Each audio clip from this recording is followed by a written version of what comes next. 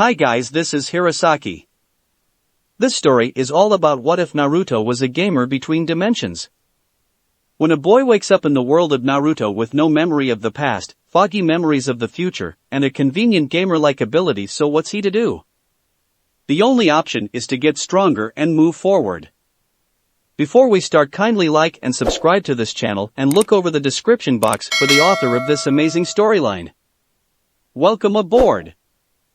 Chapter 31, Epilogue. Kushina snapped open her eyes and hastily sat up from her bed, a form on her body falling off in response. She blinked and looked down at who had been hanging off of her, only to see Mito soundly sleeping with Naruto behind her. At the other end of the bed was the still and quiet form of the fourth Hokage. It was still very early in the morning, she noticed. Suddenly, the memories of last night came rushing back, her eyes widening in surprise. Yoru! Oh! You're finally awake. A familiar deep dark voice sounded out from the depths of her mind. Kushina frowned slightly. Kurama! Inside her mindscape, the Kyuubi lay lazily on a large stone and half-heartedly waved his tails. Don't say my name so casually, it'll wear out, he said with a yawn.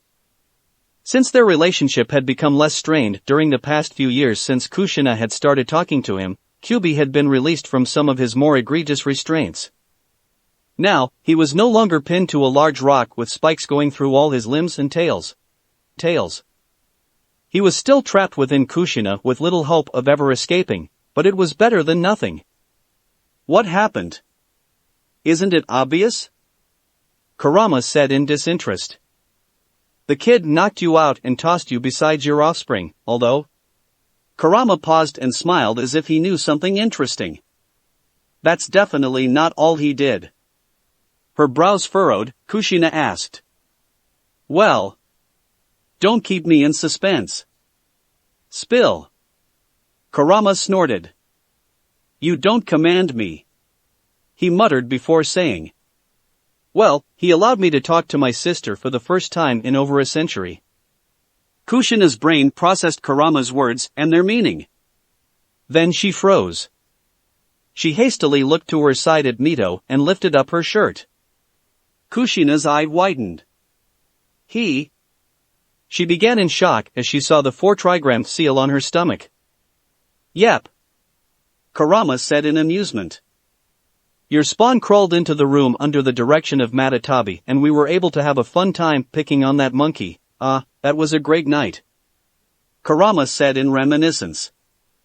Slowly putting the shirt down, Kushina asked the most pressing question that had been on her mind, the one that she really didn't know if she wanted the answer to. Which one is Matatabi?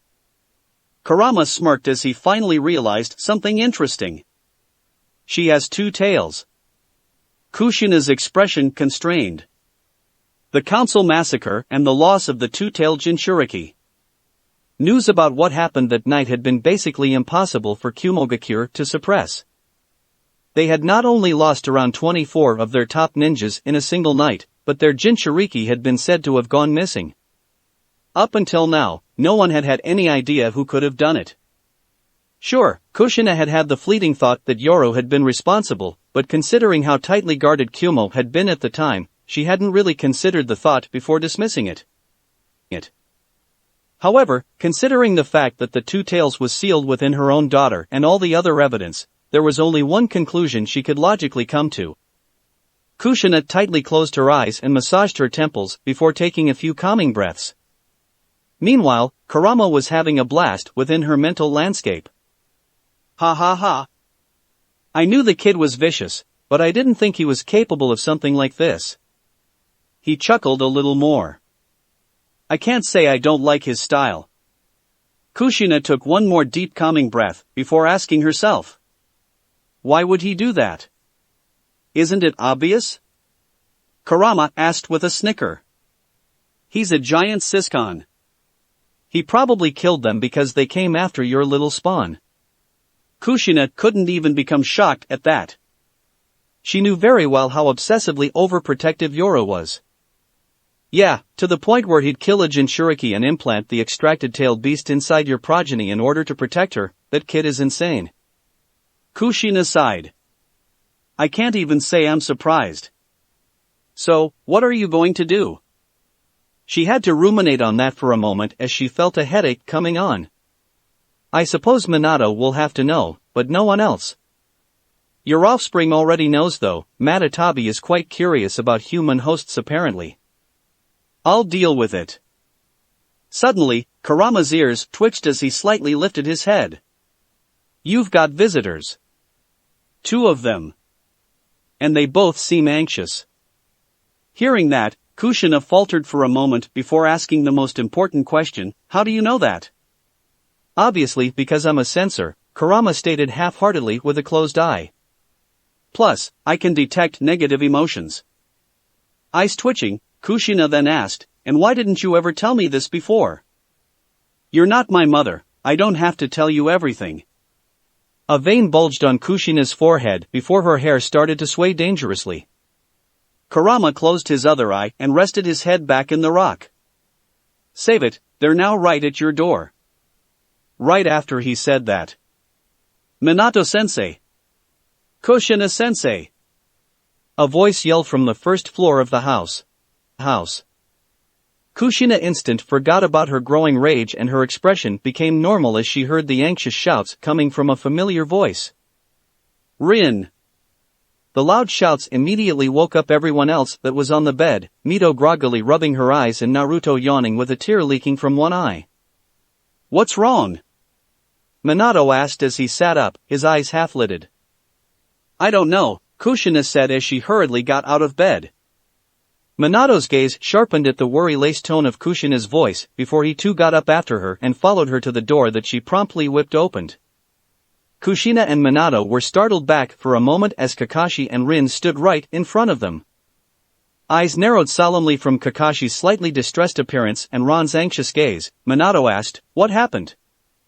With a pause and a few calming breaths, Rin answered, Obito. Minato and Kushina had a pause before they looked at each other. Yoru, gamer. For figures blurred across the rooftops of Konoha, the wind whipping past their forms. In but a few moments, they arrived at the Konoha cemetery where a small gathering of individuals had surrounded a specific tombstone. Minato, with his Hokage attire, appeared at the back of the gathered bodies, Kushina, Rin and Kakashi landing beside him soon after. Everyone, please make way, Minato stated, gathering the attention of everyone present. The people immediately made way for their Kage as some muttered Lord Hokage in his wake. Minato and the others traveled through towards the center of the small crowd where the Uchiha police stood surrounding the tombstone, preventing people from coming closer.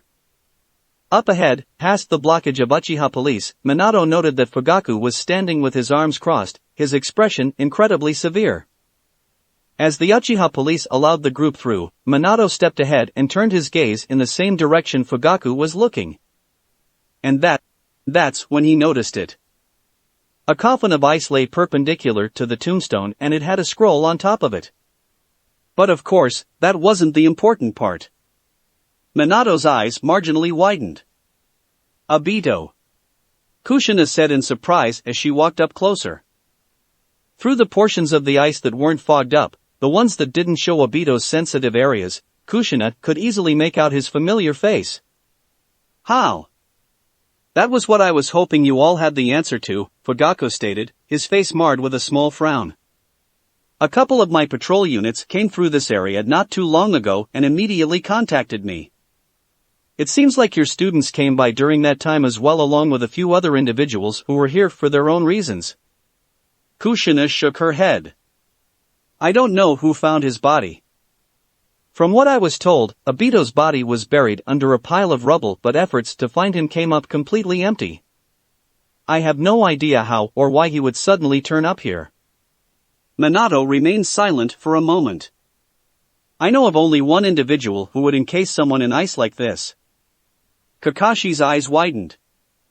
Yoru. Wait, you don't think?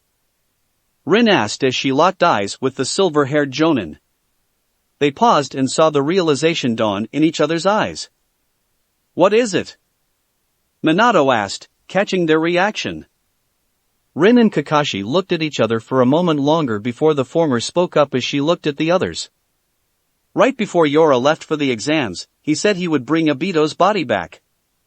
At the time I had just thought that he simply hadn't given up hope like us.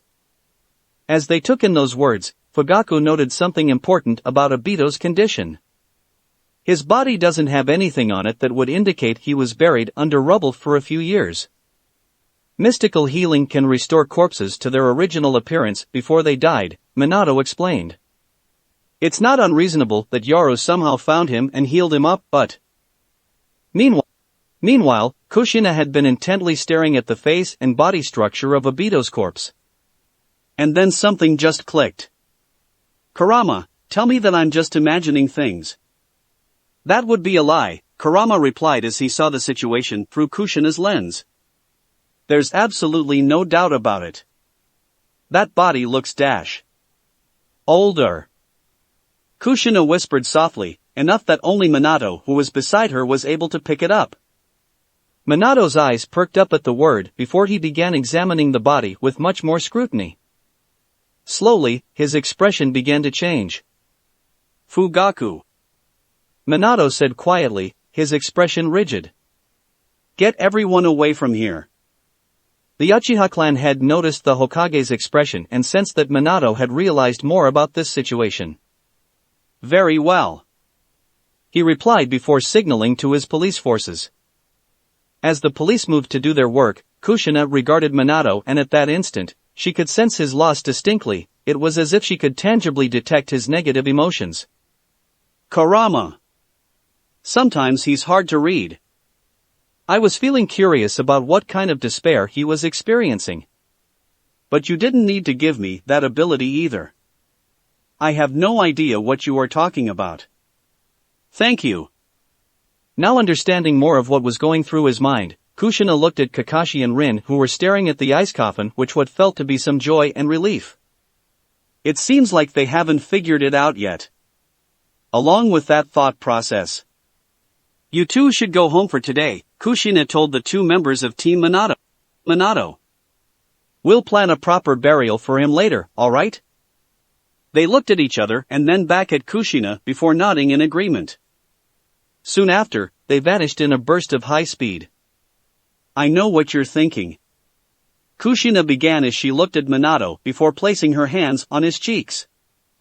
But there's still another important part to all of this that we need to look through. She concluded while motioning towards the scroll that was on top of the casket.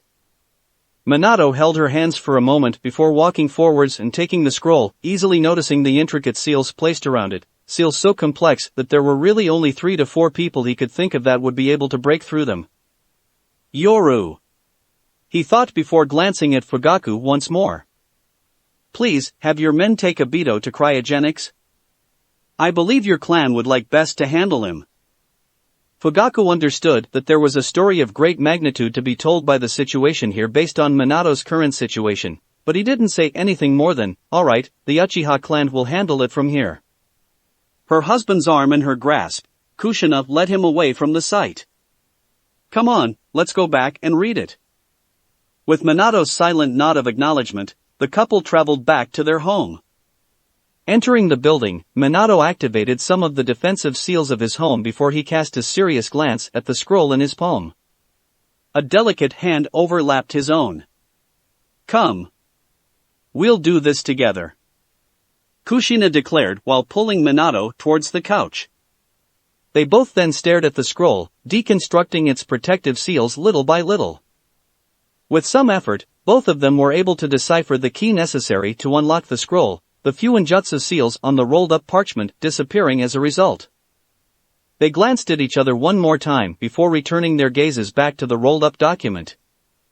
Minato unfurled it, both he and his wife then observing the message within. Yo, it's Yoru.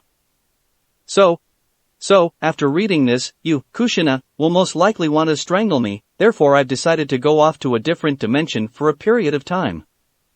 I think it'll be good for you and Minato to cool down from the situation you no doubt have figured out by now.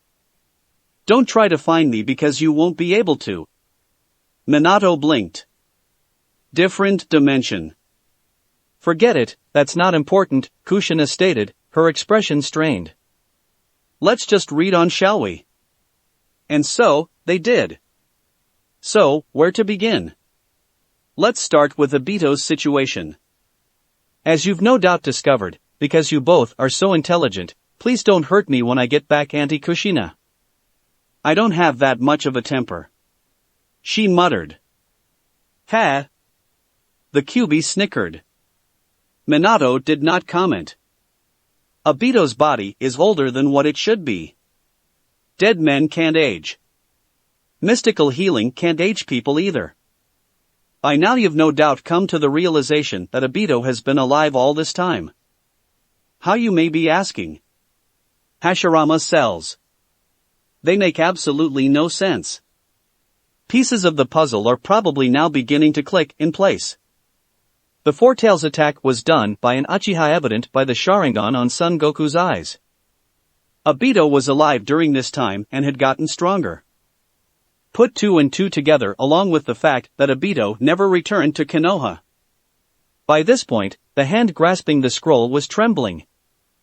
Minato was in a daze. Well, isn't that a twist? Kurama muttered inside Kushina's mind. But honestly, good riddance. That damn Madara controlled me with his blasted eyes, and this Uchiha was about to do the same. Luckily, he made Son his bitch dash. Kurama. Shut up. Whatever. Minato. Kushina began, her arms wrapped around Minato's neck while she rested her head on his chest. I know how you feel, but this isn't your fault. Her gaze became somber while her hands trembled. Whatever decisions Obito made were his own. You had nothing to do with the choices he made. I know, it's just... Minato paused, his gaze vacant. I feel like I failed. I failed. As a teacher, as someone he could look up to. A shadow seemed to be cast over his vision. I always imagined that he would be proud of me for becoming Hokage, but now I find out that he tried to murder you, your wife, and your unborn child while trying to destroy the village you were sworn to protect? I'm sure pride in you was the furthest thing from his mind. Kurama. What? I'm just calling it as I see it. With a mental sigh of exasperation, Kushina lifted her head and dragged Minato's to her chest. You are an incredible father, husband, and teacher. You did what you could for him, and we tried our best to fill in the gaps for his parents. If anything, the blame falls on both of us for not being better. Her hand caressed Minato's scalp and she uttered those words morosely. Let's continue with it. Maybe Yoro knows something more about what happened to Obito. Anyway, I don't know where he could have possibly obtained Hashirama's DNA or what he went through that caused him to change so drastically, but I do have a clue. First, you have to understand that Obito was there when Rin was impaled by Kakashi's Chidori. Due to the circumstances, I quickly transported Rin and Kakashi away so Obito never had the chance to see me heal her. This was the situation that bothered me the most. Why was he there at that time? Did he know Rin and Kakashi were in trouble? If so, how? I've always been thinking about it, but the timing of his arrival was too convenient. No, it was too perfect. It was as if someone sent him to see the love of his life die in front of his eyes.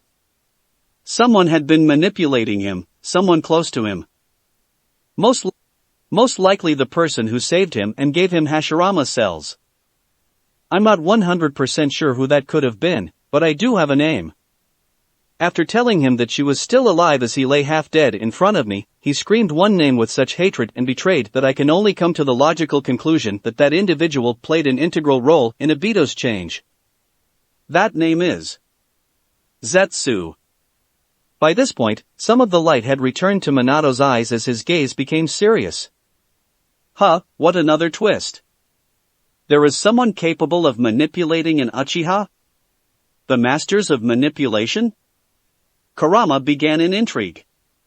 My money is on another Uchiha. Only an Uchiha could manipulate another Uchiha. That's all they ever excel at anyway. Kushina ignored him. It seems like there was more to what caused Obito to make that decision, she said with the slimmest traces of relief leaking through her tone. I told you, it's not your fault. She stated again as she gently rubbed his head. Minato smiled lightly and lifted his head before looking at Kushina sincerely. Thank you, for believing in me, he said before leaning in and kissing her deeply. Ugh, are you two going to mate again? If so, please remember to cut off our connection this time. That snapped her out of it. With an internal angry blush, Kushina regretfully separated and looked at the scroll. Let's at least finish reading what he has to say. With a calm smile, Minato nodded. Now, you may be asking how long I knew this for? Well, ever since the Four Tails attack. Your next question is why I never told you. Simple. I knew exactly how you would feel. Like you had failed at being parental figures. That you had failed at being a good influence. What would you two have done had you known? I didn't want you to be burdened with that. Therefore, I took it upon myself to take care of the issue. Do know, however, that before he died, Obito saved my life. The entire sequence of events is complex and involves things I'm not aware of yet, but I do know that you should keep a vigilant eye out for a particular mercenary group. The Akatsuki. Obito seemed to have played a role in its formation, but another member of that group tried to kill both me and him while we had been weakened from our fight. Be wary of him.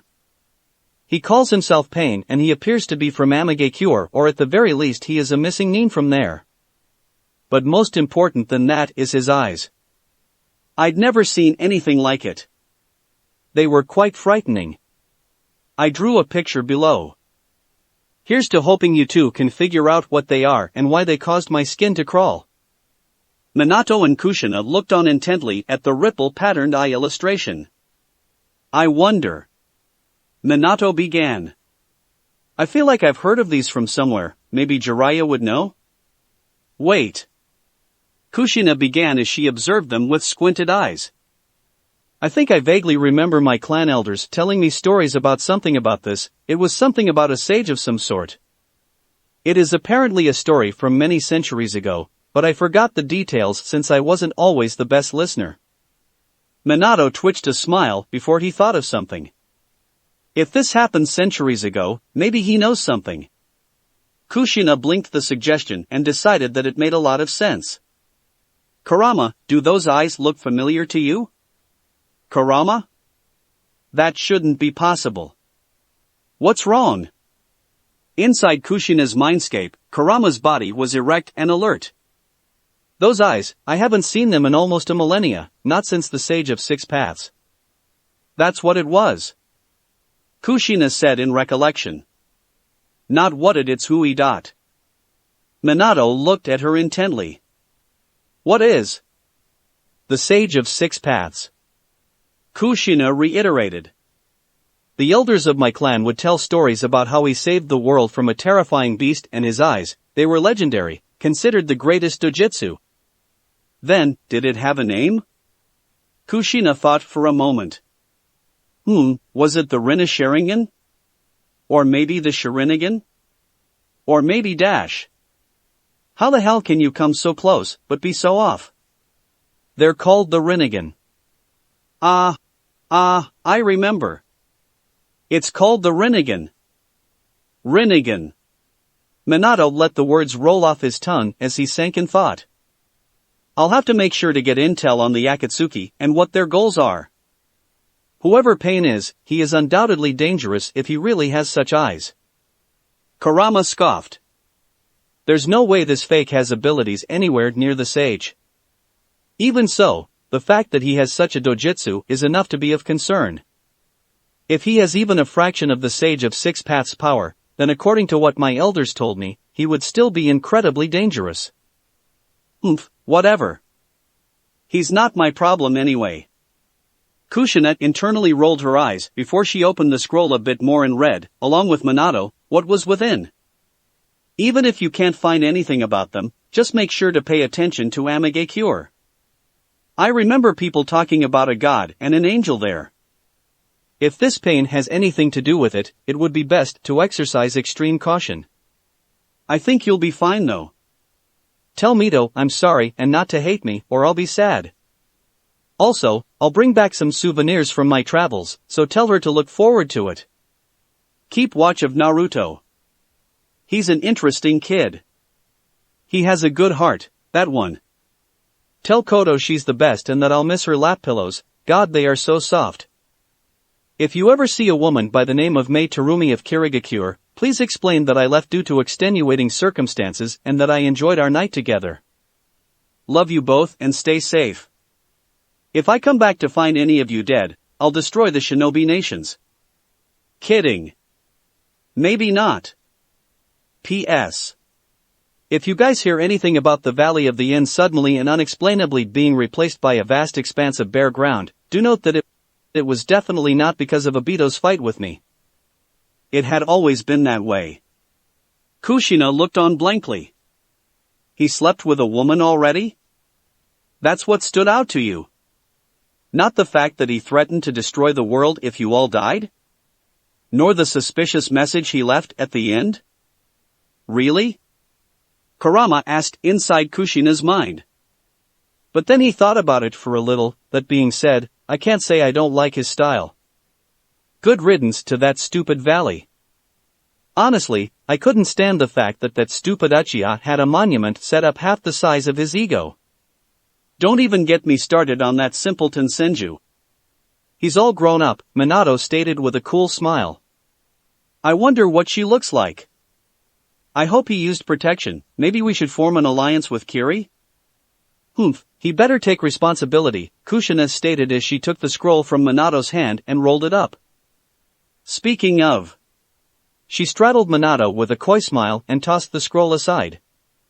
You need to take responsibility for what you started. Ugh, please ream dash. Kushina shut him out. Now then. The redhead began as she wrapped her arms around Minato's neck. Minato wrapped his arms around her waist before he paused for a moment. The kids though. The seals say they went back to sleep, Kushina stated as she leaned in close. As long as you're quiet we should be fine. Oh? Minato began as he lifted Kushina up and lay her below him on the couch. Last time I checked, you were the screamer. Kushina smiled seductively. Then make me. A booming knock filled with anxiousness sounded out from behind their front door. Both Minato and Kushina paused. Ignore it. The Hokage stated. Just as he moved in for the capture, Kushina stopped him, resting her hand on his chest. Wait, they feel very tense, uneasy. Minato raised a brow. How would you know that? Kurama can sense negative emotions. She stated as she got out from underneath him and moved towards the door. Minato followed after her. Since when? Before Kushina thought to answer, her hand was already on the doorknob before she swung it open. Lord Hokage. It's terrible. An individual in front of numerous other shinobi anxiously stated as he stood outside the Hokage's door. Minato blanked for a moment before sighing. The Valley of the End is gone dash. The Valley of the End has completely vanished. There's no trace of it for dash the shinobi paused before asking. Lord Hokage, how did you? Minato and Kushina looked at each other and sighed. Yoru, gamer. How did he? Kushina stated in silent awe. The vast expanse of land for over 100 kilometers was plain bare ground. No landmarks denoting this area existed. They were all gone. And where the Valley of the End used to be was now just an empty crater, dozens of kilometers wide. I would need to charge a bijou dama for a decently long period of time to get destruction anywhere near this scale. What a frightening kid. Kurama stated with some respect seeping through his tone. Minato, meanwhile, deeply exhaled, his cranium aching. Why? That's the same question I wanted to ask you, Raza stated as he floated some distance away on a gold dust cloud, his forces behind him. The valley bordered our two countries, so when some of my men came to tell me that it had suddenly disappeared, you can imagine my disbelief. You wouldn't happen to know anything, would you? Minato looked at the destruction for a moment before shaking his head. I have no clue. Maybe some tailed beasts fought each other? The four tails should have reformed by now, and the two tails Jinchuriki had suddenly vanished a few years back. Maybe they met up and didn't like each other? Is that so? Raza stated with a blank gaze that demonstrated how little he truly believed that statement. Those beasts are truly dangerous weapons of mass destruction if they can cause destruction on this scale. He narrowed his eyes as he gazed at the Hokage.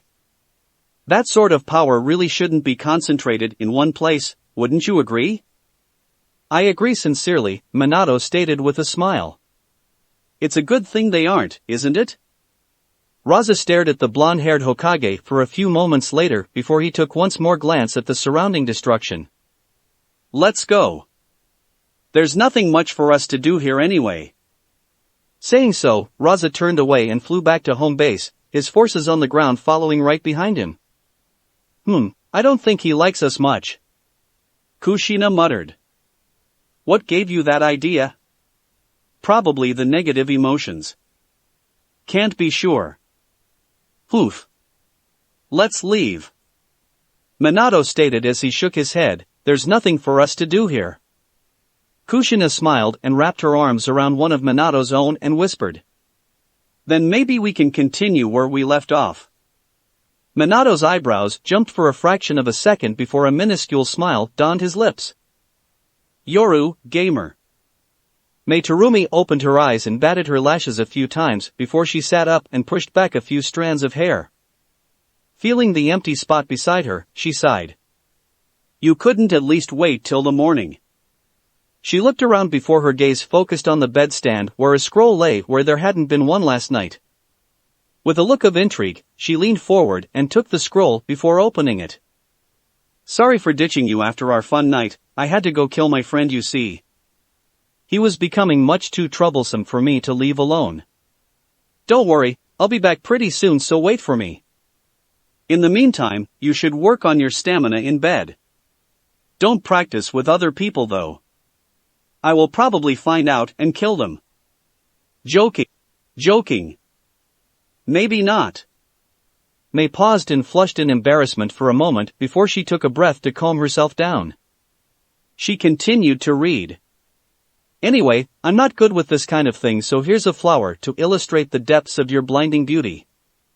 Let's do this again sometime. As she reached the end of the scroll, Mei saw a ceiling inscription and an area on which she could supplant it with chakra. After she did so, there was a puff followed by a cloud of smoke before an intricate flower appeared on her palm. There was fluorescent lava trapped within a crystal of ice that was shaped into a flower. She smiled. Charmer. Yoru, gamer. You failed in killing him, Nagato. In a dark room, a man with pale white skin, straight red hair, and purple eyes with a ripple pattern stood inside a mechanical walker. The ribs clearly visible from his skin and his sunken stomach lay evidence to the fact that he was deeply emancipated and could barely move on his own. Numerous black rods jutted from his back and creates a frightening image. Nagato looked at Black Setsu gravely. Why are you here? I see you are still in this unfortunate state. Zetsu stated as he scanned Nagato up and down. Nagato's eyes narrowed in severity. Choose your next words carefully. From behind Black Setsu came the Yahiko Deva path of pain. Setsu remained calm. I know of a way to save you from your current state and return your body to its maximum capacity. All I need is your cooperation. The Deva path paused in its advancement while Nagato narrowed his eyes, displaying deep skepticism. Explain. Yoru, gamer. There was a tree fluorescing with uncountable numbers of flickering lights. Yoru appeared within the deepest layer of his soul before his astral body flashed through past the numerous illuminated worlds of the tree. Appearing in front of Jay, Yoru froze. Slowly but surely, small notes of light were flying off of Jay and disappearing into the void. What? 10 human years, Jay stated as he looked at his slowly vanishing hands. You gained conscious when your body was 4 years of age and now it's 14. My mission has been completed. Yoro tightly knits his brows. What exactly does that mean? I'll explain, but isn't there something you want to ask first? Yoro simply nodded. Yeah, what is wrong with my status screen? I have no levels, and what's with the stat total? You could just use the help function. Jay stated, gently shaking his head. You no longer need levels to progress as your strength is wholly dependent on your stats and tier. Every tier, from 10C up to 5A is given based on your stat total, which is the sum of all your stats, STR plus VI plus DX plus INT plus WIS plus ENGY. Yoro furrowed his brows. What is the point of that? It acts as a power level of sorts for you to quickly measure your aptitude compared to your opponents. And every increase in tier requires a minimum stat total. Tier increases will give you a greater bonus in stat effectiveness, which basically increases the effects of your stats. Here, Jay opened up a screen. Stat total per tier. 10C total stats, 1 to 10. 10B total stats, 10 to 20. 10A total stats, 20 to 40. 9C total stats, 40 to 80. 9B total stats, 80 to 160. 9A total stats, 160 to 320. 8C total stats, 320 to 640. 8B total stats, 640 to 1280. 8A total stats, 1280 to 2560. 7C total stats, 2560 to 5120. 7B total stats, 5120 to 10240. 7A total stats, 10240 to 20480. 6C total stats, 20480 to 40960. 6B total stats, 40960 to 81920. 6A total stats, 81920 to 163840. 6A plus total stats, 163,840 to 327,680. 5C total stats, 327,680 to 655,360. 5B total stats, 655,360 to 1,310,720. 5A total stats, 1,310,720 to 2,621,440, *1*.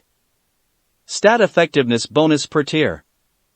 10C, 100%. 10B, 105%. 10A, 110%. 9C, 120%. 9B, 130%. 9A, 140%. 8C, 155%. 8B, 170%. 8A, 185%. 7C, 205%. 7B, 225%. 7A, 245%. 6C, 270%. 6B, 295%. 6A, 320%. 6A plus, 350%. 5C, 385%. 5B, 420%. 5A, 455%. Yoru took it all in. Huh, that's neat. Everything now will mainly rely on your own efforts, and any missions you receive will only reward you with stat points. EXP is no longer necessary nor required. Yoro memorizes the information before his gaze became serious as he saw the rate of Jay's body vanishing increase. You never really told me what you meant when you said we were the same. Jay looked up at the numerous flickering lights of the tree. In the beginning, we were simply a formless entity that existed along with the tree. We actually had a sort of symbiotic relationship. We would prune the tree, so to speak, by devouring decaying or broken multiverses, and in turn, the tree would be allowed to continually expand in its already infinite size and influence. Of course, there was a caveat. If we stopped gaining sustenance from the tree, we would eventually cease to exist. Our existences were intricately interlinked, but it was all fine because we were merely a being of instinct. Why would we care about any of that if we could just eat and survive? Why do you keep saying we? He was ignored. Fast forward a few eternities and we inexplicably developed a sense of self. In psychological terms, an ego, and that was when we realized how meaningless our existence was. Because our life was wholly dependent on the tree, we were unable to move up in tier, we were stagnant, living a purposeless existence. We sought to change that. We sent merely infinitesimally small fragments of our being into numerous realities to learn from them, to study what we could to solve our predicament. We did many things, devoured numerous realities for our purpose, realities that weren't broken or decayed. Some natives who could understand our existence in those dimensional realities gave us a name, Jormungand, the world-devouring serpent. So, we took that form. After eons exploring the numerous planes of realities, we finally found the solution to our problem. Jay paused for a beat. Yoru raised a brow. And that was... Jay intently gazed at Yoru. In order to become independent of the tree, we needed to become a completely different existence to sever our connection. A large piece of what was once us was sent into a vessel we created that was disconnected from our existence. That vessel would grow up and assimilate into the world they were born in. That was you. Yoru became speechless for a moment. Oh. You were given small glimpses of information about the worlds we had visited in the past so that you wouldn't go insane or be easily influenced. In the meantime, I would stay in the background and support you, making sure that you grew relatively safely. Then why are you disappearing now? Yoru asked as he watched Jay continually fade. After your body was finished growing and your essence was implanted into it, you were slowly assimilated into the world while our connection grew distant. After a decade of that and me not devouring anything from the tree, the assimilation would be complete. With that, you would truly be a separate entity, but I would be incomplete and starved. I would have to disappear. Yoru remained silent for a moment. That sucks. Not really. You still exist, so I will technically be alive in a sense. Besides. Jay paused and smiled. Did you know? He asked as only his upper half remained visible while the rest of his body had disappeared. In Japanese, my name can roughly translate to Yoramungando, a piece of our past will always be with you. Yoru's eyes magnified. Relax and have fun with your life. There's a bunch of worlds waiting for you. Jay stated, only his face remaining. Wait, didn't you say that we existed to support this tree? What will happen if you disappear? Jay shrugged. Not my problem, and you should not make it yours either. Existence has a way of balancing itself out, so it'll all work out anyway. Besides, even if something does happen, it would take innumerable years for the effects to be evident in your life. He looked at Yoru gently. Don't let your existence go to waste. He vanished. Yoru stood in silence, his brain contemplating what he had just heard. He gently shook his head. He was right, it doesn't really matter. Yoru, gamer. Yoru opened his eyes and gazed at his trusted partner for a moment before stroking her scales. His eyes became serious. Now then, let's see where we can take our vacation. Ping. ID, travel, active. You are connected to the numerous worlds of the tree. ID, travel, also known as interdimensional travel, allows you to travel to new worlds and explore new places. Access the list of worlds and choose the world you want to visit. Worlds visited. Naruto, alternate. List of worlds, worlds without exclamation mark are potentially dangerous to you. Each exclamation mark signifies the tier difference between you and the applicable individual of that world. Naruto, Shippuden, highly recommended exclamation mark. MCU, highly recommended exclamation mark to exclamation mark exclamation mark exclamation mark exclamation mark exclamation mark. Toriko, highly recommended ! Bleach, highly recommended! JoJo's BA, recommended!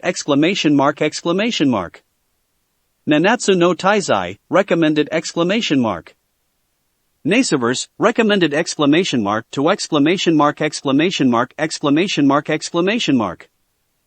Hunter x Hunter, recommended. One Piece, recommended.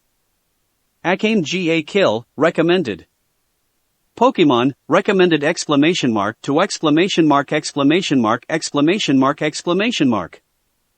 Dragon Ball Z, not recommended! Dragon Ball Super, !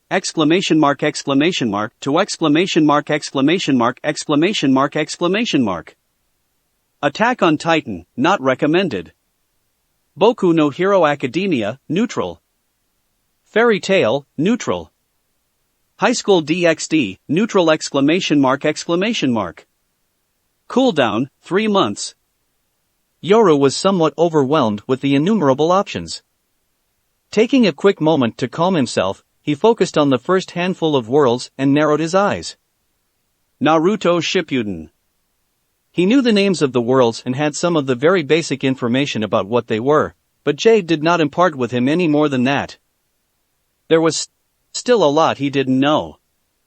Clicking the top world that was so heavily recommended, a description popped up. Ping. Naruto Shippuden, highly recommended! It is an alternate reality based on a world in which you did not exist. It takes place around 12 to 13 years after your current time period. Would you like to travel to this world? Y/N. It wasn't much information, but because Yoru already knew what there was to know about this world, there didn't need to be any more information than that. Brows furrowed in contemplation, Yoru thought about what he could achieve traveling to a seemingly future version of the world he was currently in. His eyes sharpened. What happened to Kazabito to become that way? Who is Pain? And what is Zetsu? Were the questions that immediately occupied his mind as he thought is what he would accomplish. His hands slipped to his sides. I've decided, Levia. It seems like we don't quite have unfinished business with this place after all. She looked at me in confusion and tilted her head with a hiss. Yoru rubbed his chin as he looked at her. It would be easier to explain if I could show you dash. Ping. Would you like to grant your familiar, Levia, access to prompts? Y/N. Yoru blinked. Where the heck was this before? Shaking his head, Yoru offhandedly clicked Y. Levia looked at the display curiously. What is this? He froze for a moment. Did you just speak human? No. She stated with innocent confusion. Yoru opened his mouth, but closed it. I think I see what it is, he said as he removed Levia's access to the prompts. She blinked in confusion as they disappeared. Hiss? Yoru gave her back access. Oh, they're back. Big bro, what did you do? Yoru paused before a thought came to his mind. Call me Oni-chan. Oni-chan? A wide grin made its way in Yoru's face before he rubbed his cheek against Levia. Ah, you're too adorable. Stop, it tickles, she stated as she wriggled around. With a smile, Yoru places her on his shoulder before his gaze turns serious once more. As you see, we are going to an alternative dimension of this world's future. I don't see that anywhere, I just see words with exclamation points next to them. Oh yeah, you wouldn't know. Shaking his head, Yoru just stated. Anyway, that's what we are doing. Are you ready? Yes. Yoru beamed and clicked Y on the prompt asking him to travel to that world. And everything distorted. That's it for this reading. Hit like and subscribe for a free ticket pass going to the different worlds of anime fanfiction. Looking forward to having you on board again.